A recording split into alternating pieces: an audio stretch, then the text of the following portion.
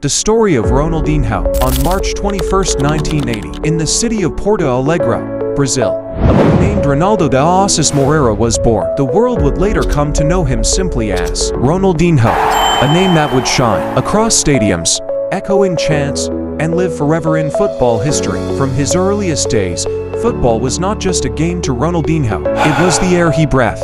His father, João, who worked at a shipyard, was also a part-time footballer. His mother, Dona Miguelina, was a nurse who always kept the family together. Life was not easy, but the love for the game gave the young boy João. At just 8 years old, tragedy struck when Ronaldinho lost his father. It was a painful wound, but instead of breaking him, it fueled his spirit. He poured his emotions into football. He played barefoot on the dusty streets of Porto Alegre, turning every corner into a stadium. His gift was clear. The ball seemed tied to his feet, obeying his every command. By the time he was a teenager, stories about this skinny kid with magic in his boots began to spread. People would say, "You have to see this boy. He doesn't just play football, he dances with it."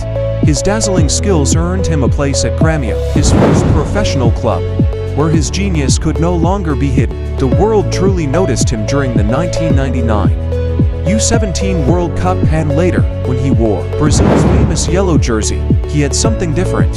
He wasn't just talented, he was jovial. He smiled while humiliating defenders. He celebrated with dances, and he reminded everyone that football was supposed to be fun. His big leap came in Europe when he joined Paris Saint-Germain in 2001. The French crowds had never seen anything quite like him.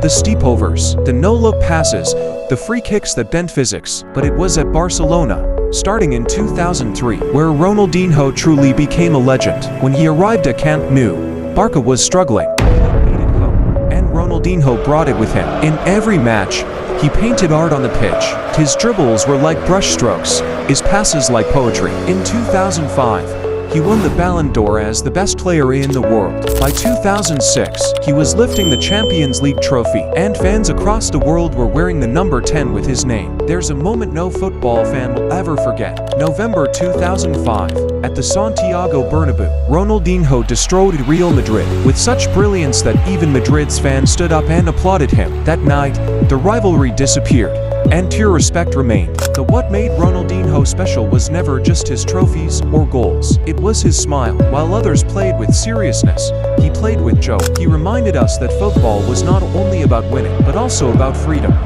creativity, and happiness. After Barcelona, his journey took him to AC Milan, and later back to Brazil and Mexico. Though his career slowed, the magic never disappeared.